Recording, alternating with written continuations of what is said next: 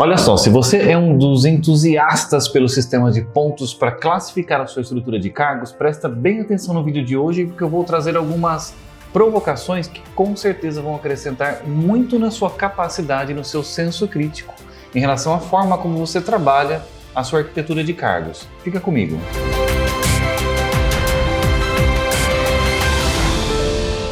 Olá pessoal, eu sou o Ivan Giacomassi, sou o Head de Operações da Perfix Consultoria e eu senti a necessidade de gravar esse vídeo aqui com vocês para trazer uma discussão que eu acho super importante em relação à forma como nós classificamos os cargos dentro da nossa instituição, organização, seja ela pública ou privada. O RH precisa de ferramentas técnicas que nos ajudem a classificar, ou seja, ranquear os cargos em níveis de complexidade para que nós possamos realizar uma série de ações de melhoria, para que nós possamos propor otimizações, fusões, criações de novas posições. Então, para isso, nós precisamos ranquear os cargos, ou seja, separar o nível auxiliar, assistente, analista, especialista e assim por diante. Muitas vezes, o sistema não é necessário de classificação porque nós podemos fazer esse ranqueamento de forma intuitiva. Afinal de contas, quando eu penso assistente versus analista, é esperado que o analista seja uma posição de maior complexidade do que a do assistente.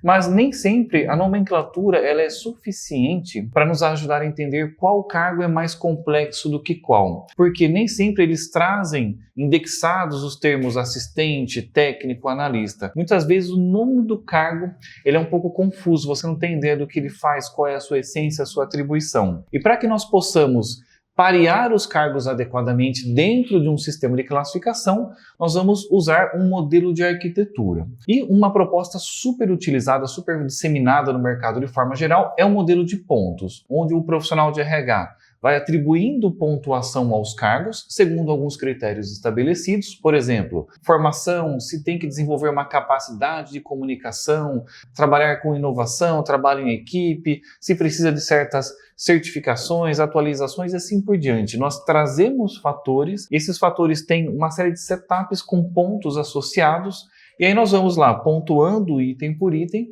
para dizer ao final, esse é um cargo de 320 pontos, esse é um cargo de 200 pontos, esse é um cargo de 800 pontos. E isso permite ao RH estabelecer aquele ranqueamento. Qual é a minha crítica / provocação em relação a esse processo? Eu vejo muitos profissionais dizerem que um sistema de classificação de pontos ele é objetivo, porque ele vai trazer uma pontuação específica para o cargo, ou seja, a classificação que eu atribuo, ela não é questionável. E, na verdade, o que eu trago, e é uma surpresa em várias reuniões com profissionais de recursos humanos, é que esse sistema, ele é, e não estou colocando isso de forma pejorativa, embora vai dar essa conotação, ele é pseudo-objetivo. Por quê? Ele usa uma máscara de objetividade para parecer que é de fato objetivo, mas na essência ele é subjetivo como praticamente qualquer sistema de classificação de cargos. O que eu quero dizer com isso? Quando eu digo que ele tem uma máscara, é porque o dado que ele te mostra ao final do trabalho realizado é um valor, um número. E nós, desde a nossa tenra infância, na nossa formação matemática, sempre aprendemos que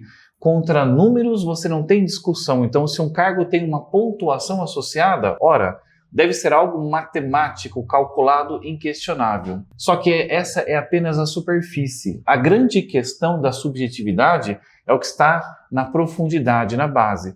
Por quê? Para chegar a esse número, esse cálculo, eu precisei estabelecer fatores. E aí é onde começa a subjetividade. Por quê? Eu vou utilizar como fatores formação, vou avaliar capacidade de comunicação.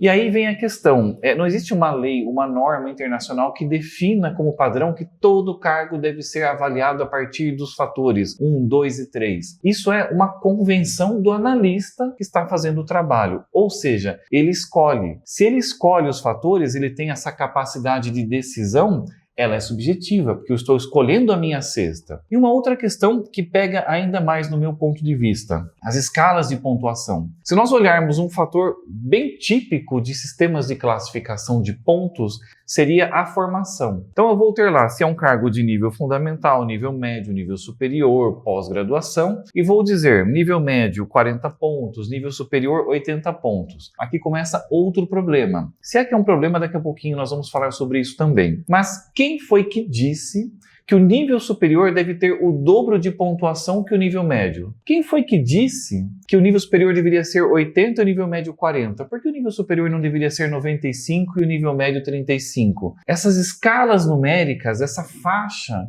ela é uma construção subjetiva, porque, de novo, o analista está convencionando. Ele está determinando o fator que ele quer, o número de fatias que ele vai aplicar e qual a diferença de pontuação entre elas. Então, eu usei um critério que, na essência, é subjetivo, porque é a convenção do analista, empacotei isso e apresentei um número, e isso parece totalmente objetivo, matemático, inquestionável, e não é, porque ele passa por subjetividade. Esse é um dilema insanável. Por quê? Ainda na escolaridade. Veja, eu posso ter dois cargos de nível superior com a mesma pontuação. Quem foi que disse que a faculdade desses dois cargos tem a mesma complexidade? Eu posso ter, naquilo que nós vamos chamar de nível superior, cargos chamados superiores tecnológicos com 2 anos de formação. Eu posso ter um cargo de medicina com 8 anos de base de formação. Qual é mais complexo? Ah, Ivan, mas aí você usou um exemplo muito extremo. Tá bom, pegue 2 áreas de formação com a mesma carga de tempo. Vou pegar lá administração, engenharia, ciências contábeis, psicologia.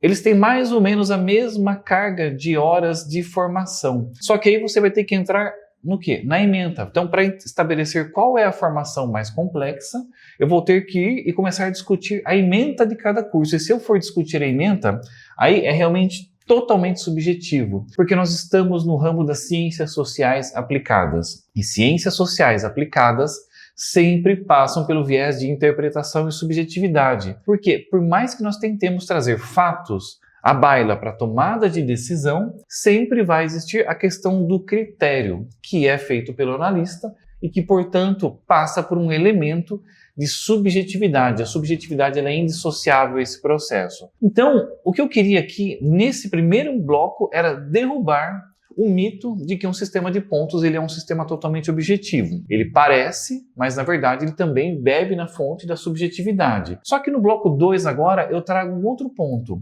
Isso é um problema porque quando nós colocamos que um método ele é objetivo, parece que ele é melhor do que um método que seja subjetivo. Mas o que significa ser subjetivo? Ser subjetivo nada mais é do que estar sujeito à tomada de decisão, estar sujeito a uma escolha entre várias opções válidas do profissional que está operando o processo. E agora eu pergunto, esse fato de você ter a capacidade de escolha, a necessidade de uma análise para a tomada de decisão, é em si um problema? Porque talvez o problema raiz seja o fato de que muitas vezes nós não tenhamos confiança no critério utilizado pelo profissional para a tomada de decisão. Só que aí a minha crítica é, se você não pode confiar no profissional que está fazendo a análise subjetiva para você, será que ele é o profissional que deveria estar te assessorando, te apoiando nessa tomada de decisão? Por que eu não posso confiar no bom senso e na capacidade analítica desse profissional? Então, ser subjetivo não é o demérito. O que nós não podemos é nos esquecer de que ele está presente e venerarmos certos métodos como se eles fossem inquestionáveis e fossem a verdade absoluta, porque não são. E aí, bloco 3, nós temos alternativas, outras formas que não a modelagem matemática? Temos. Eu te convido a conhecer o sistema de arquitetura da Perfix. Nós também classificamos os cargos por níveis de complexidade, mas ao invés de tentar lutar contra a subjetividade, ou seja, a capacidade de tomada de decisão ou a necessidade de tomada de decisão, nós não tentamos afastá-la por saber que ela é indissociável. Nós a abraçamos e a trazemos para o processo de uma forma mais estruturada, porque a nossa modelagem é chamada modelagem semântica. Se você conhecer o nosso modelo de arquitetura, você vai observar que nós trabalhamos com um conceito chamado verbo dominante, que traz junto consigo um conjunto de capacidades-chave. É um processo analítico puro, onde o nosso profissional entende a realidade situacional do cargo que está atuando e faz uma classificação por níveis de complexidade assertiva, dialogando com os profissionais, dando clareza, não escondendo o fato de que existe um modelo que precisa ser aplicado e tratado, mas no nosso ponto de vista, trazendo um resultado final muito mais claro, transparente e assertivo. Nós temos vídeos aqui no nosso canal, inclusive, sobre o nosso modelo de classificação de complexidade. Te convido a conhecer mais um pouco dos nossos conhecimentos. Visite o nosso site, siga nossas redes e nos acompanhem, porque o nosso compromisso é sempre estar trazendo conteúdo de qualidade para vocês. Obrigado e até a próxima.